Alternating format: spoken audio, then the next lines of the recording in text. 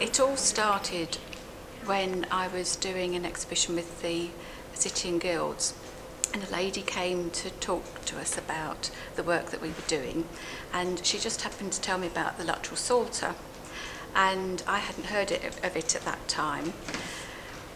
And I went home and saw what it was, looked it up on the internet and found out what it was like, and I thought one day I'd like to do some work based on the Luttrell Psalter because there's so many images and it was just such an amazing manuscript. And then I think Pauline had an advert in the local newsletter, and we were talking about doing some work for the Embroiderers Guild. And you just mentioned that you were doing some costumes for a film about the Luttrell Psalter. I thought, well, I've heard about that before. And I very cheekily asked if we could do a panel to go with the costumes. And it's ended up with loads and loads of work, and I thought it was perhaps something that I would do just to start with. And then I remembered that the ladies at the Embroiderers Guild that I'm involved with would be interested.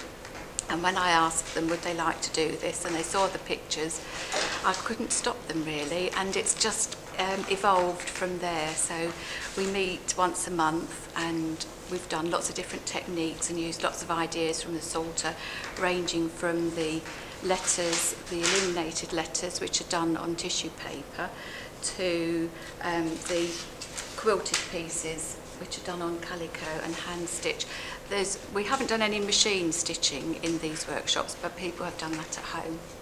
The Embroiderers Guild has got quite a wide membership. We've got 58 members at the moment, and some of the older ladies have been interested in the Psalter. We've got a couple of ladies who are over 80 who have been doing this, and one lady was actually given a copy of the Psalter for her 80th birthday, which was quite exciting. She had no idea that she was going to be given this, and it's just amazing some of the work that she's produced as well.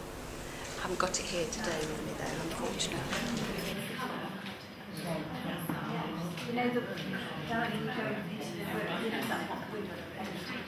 We've got a wide range of experiences within the group, so a lot of people like to do something that they're familiar with, so we've used their skills, their existing skill level, and then we built up on that.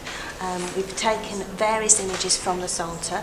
We've used a lot of the mask shapes, and some of us have done machine embroidered panels with those.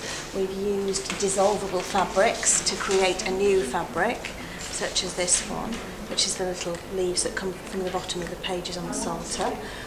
We've also used a lot of mixed media techniques, so we've used things like tissue papers, and we've used boulder webs, and we've used a lot of computer techniques, so that we've got a basis that people can then either hand or machine stitch into, and they can give it a bit more three-dimensionality by adding padding either from behind or in the process of stitching. We've used everything from the humble tea bag through to acrylic paint, watercolour paint, wax crayons, all sorts of anything to hand that's the right colours, we've utilised it.